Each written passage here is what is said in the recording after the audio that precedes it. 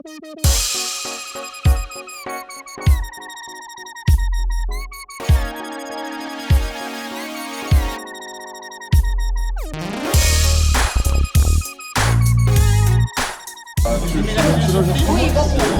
bah écoutez, pour vous avoir enchaîné, tous les ciels supplémentaires sur la page de l'alcool.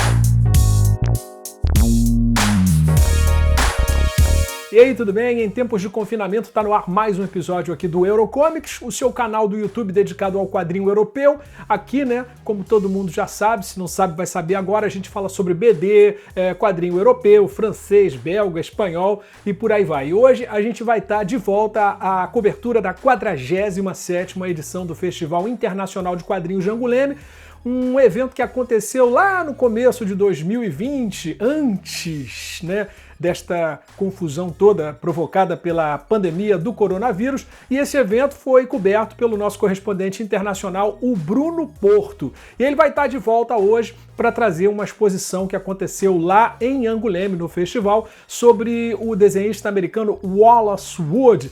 Já faz um tempo que o Pipoca Nanquim lançou um quadrinho que se chama Canon, do Wallace Wood. Então, o Bruno Porto está de volta hoje junto com o Ricardo Leite e também com o André Valente, e eles foram visitar essa exposição do Wally Wood, é o que você vai conferir agora.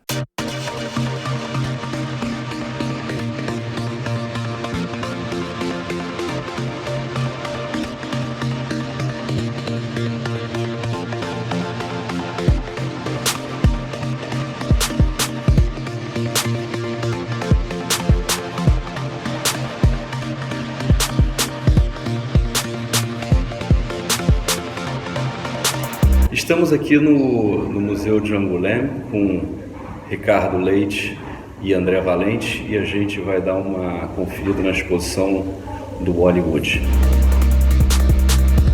A retrospectiva reuniu dezenas de artes originais de Wallace Wood, estadunidense que atuou em diversos gêneros de quadrinhos entre as décadas de 1950 e 1980.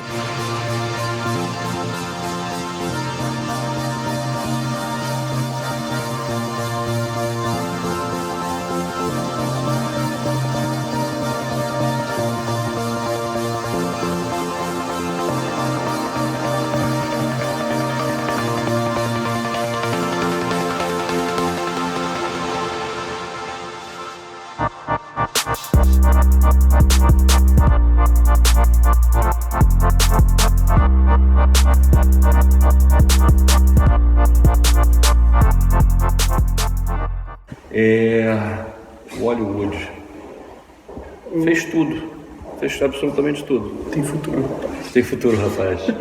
Não, a gente viu ele fez aventura, ficção científica, terror, paródia, humor. É um dos fundadores da revista Mad, foi um dos fundadores da revista Mad. Marvel, DC. Fez Marvel, fez DC. Quer dizer, é o cara que fez Super-Homem e as paródias do Super-Homem. É o cara que fez Flash Gordon e as paródias do Flash Gordon para Mad, para outras. O Spirit. Fez Spirit. Fez Príncipe Valente, fez paródia do Príncipe Valente. E um acabamento de arte assim absurdo, né? Uma versatilidade. Fez infantil, né? Tem uma versatilidade de traço. É um dos artistas mais completos, né? Nesse festival, apesar de não ser exatamente Eurocomics, foi uma das coisas mais impressionantes, assim. Você não acha, Ricardo? Não, é impecável. É bacana como é que ele preservou. Não sei se foi ele que preservou, mas como que essas pranchas estão bem preservadas, sendo tão antigas, tão bem preservadas, as retículas aplicadas estão lá intactas. Porque isso tudo solta com o tempo, né? E não soltou. Então, assim, eu fiquei apreciando muito a pincelada. Ele trabalha muito bem com o pincel, que é uma característica dos desenhistas dessa época, mas hoje em dia nem sempre todo mundo desenha com pincel dessa forma. Desenho clássico, realista clássico, mas ele vai para o caricatural também, às vezes ele vai para a caricatura, ele vai para o cartoon, ele vai para o realista, ele trabalha o Príncipe Valente, e essa fase final dele, que ele estava deprimido, Sim, claramente. que ele estava com dificuldades financeiras, de saúde, etc, Que é a que ele história chuta o balde. que é o My World, né? Que ele mistura, que ele mesmo se coloca como um cara à moda antiga num mundo de monstros e perversões. E ele subverte, ele pega os personagens, os clássicos todos e bota todos em orgias sexuais. Aquilo é muito interessante. Aquela cena da orgia da Disney que ele faz. Super-Homem também ali do lado. Tem um Super-Homem ali do lado também. Que tem quase um cartoon, mas é um cartoon genial. Sim. E num estilo de quadrinho, né? Com acabamento real, né? Como a gente está falando. Ele desenhou infantil, ele desenhou um super-herói, então, quer dizer, ele desenha muito torna bem qualquer muito gênero, real né? a paródia, né? Ele desenha muito bem qualquer gênero. Então, assim, ele vai de um Príncipe Valente clássico, que para mim estava muito próximo do Harold Foster, muito mais que o John Prentice, que depois foi quem assumiu o papel de ser o seguidor do Príncipe Valente. Talvez até tenha sido recusado, eu estava falando com o André Valente isso, talvez tenha sido recusado pelo Harold Foster como o seguidor, por conta que ele estava... É bom demais, talvez ele incomodasse. O Harold Foster queria alguém que não fosse tão bom assim para seguir ele. Enfim, mas é impressionante, porque é muito bem feito. E em todos os gêneros, vai do cartoon da média até uns monstros. Tem horas ali que eu vejo trabalhos de... Ele tem storyboard, ele fez storyboards quer dizer, tem na exposição o storyboard do comercial da Alka-Seltzer, que fica tocando lá. Muita coisa interessante. Ele transita por muitos estilos, muitos gêneros e com técnicas muito boas, e os originais estão aqui muito bem preservados. Exposição muito bem montada, né? Muito bem montada, a narrativa boa, os textos são excelentes. Estão só em francês, né? Isso que é curioso, os textos não são em inglês também. Eu acho que é um interesse, quer dizer, também era muito texto, né? Era muita informação. Se você fosse trabalhar isso bilíngue, talvez ficasse um pouco mais complicado a cenografia, mas hoje, por exemplo, a gente está fazendo uma visita, não está lotado, mas está bastante cheio, mesmo assim todo mundo consegue ver as coisas, o que às vezes não é muito o que acontece em algumas das exposições que a gente tem aqui.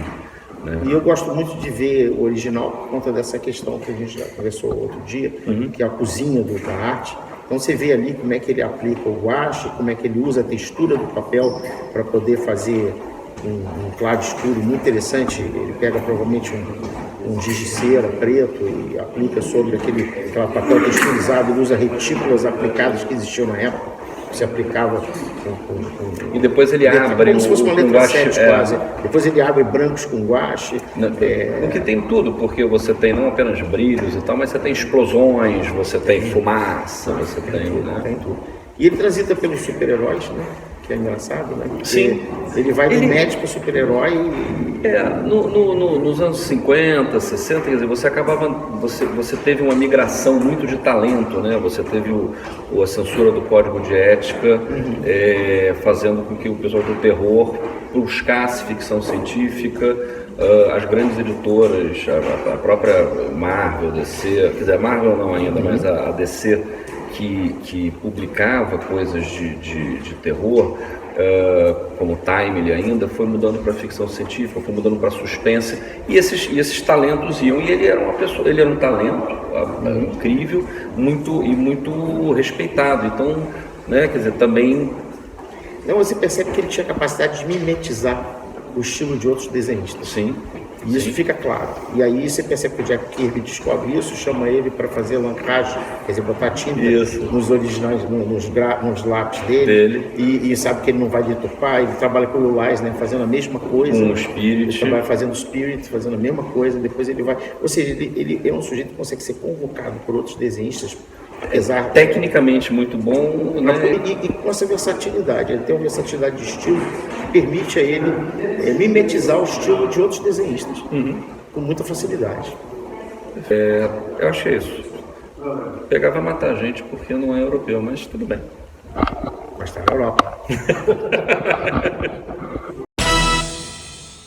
E aí, gostou deste episódio do Eurocomics? Lembrando que o programa bateu um recorde, foram 4 apresentadores. Eu, o Bruno Porto, o André Valentes e o Ricardo Leite. Tudo isso para mostrar para você aí esta exposição que aconteceu no Festival de Angoulême, dedicada ao quadrinista americano Wallace Wood. E é justamente com ele que a gente vai fechar, né, o capítulo, o episódio de hoje, né, mostrando uma resenha que a gente já tinha feito há um tempo sobre Cannon, um lançamento do Pipoca e Nanquim do Wallace Wood, um desenhista veterano da Segunda Guerra Mundial que foi o criador do uniforme vermelho do Demolidor e que bolou as aventuras cheias de sexo, violência, tiros, explosões, mulheres peladas de John Cannon. Aliás, gostosas nuas em Cannon é o que não falta nesse luxuoso álbum da editora Pipoca e Nanquim. Inclusive não foi nada fácil, né, selecionar as imagens para fazer esse vídeo, né?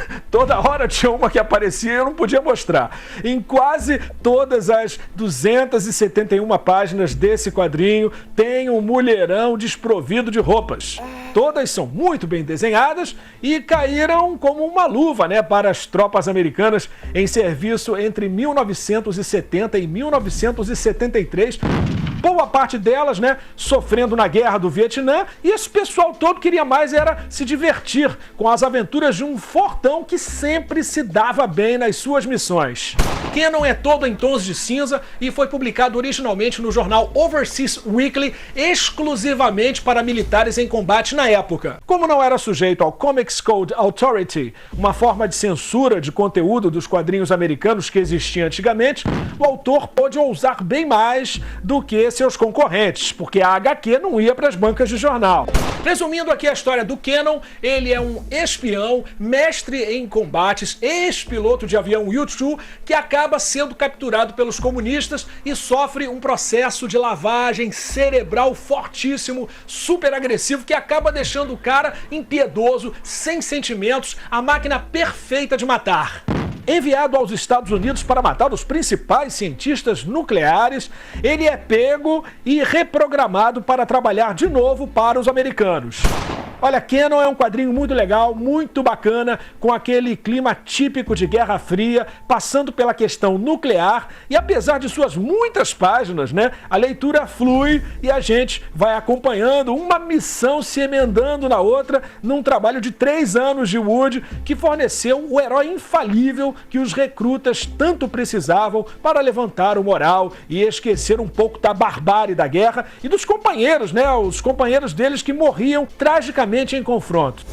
Por outro lado, o sexo e as gostosas desnudas em profusão no quadrinho ajudavam os soldados a esquecerem também um pouco da solidão e da privação com o contato feminino. E tem o lance da ação ser frenética, né? Agradando em cheio ao gosto dos soldados. E eu que sempre fui acostumado a ler tiras em quadrinhos nos jornais, eu lembro que quando eu era pequeno eu conferia todo domingo o Globinho super colorido. Cara, eu adorei esse formato retangular de tiras do Cannon. Olha, Cannon é uma típica HQ desses tempos, de um período com outros costumes, que vem de uma outra realidade, que precisa ser entendida dessa maneira. E por isso, né, mesmo soando meio machista para as mulheres hoje em dia, talvez, né, isso aconteça, a gente tem que considerar que esse quadrinho é fruto de uma época específica e muito diferente de hoje em dia. Agora, se você procura um clima retrô, aventura, erotismo, pancadaria, tiros, granadas, batalhas aéreas e aquele estereótipo antigo de herói destemido e imbatível, olha, você precisa conferir Cannon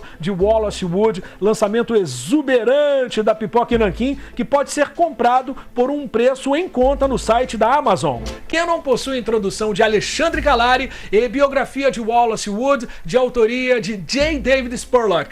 E mudando um pouquinho de assunto, sem sair muito da HQ, eu que sou um cara que gosta muito de filmes antigos, olha, eu consegui até achar em Canon uma referência a Perigos de Paulina, filme que eu assistia na sessão da tarde antigamente, na sua versão de 1967 com Pat Boone, e que faz referência a uma sequência antológica inesquecível desse longa, com uma serra de madeira enorme que está prestes a dividir ao meio a heroína.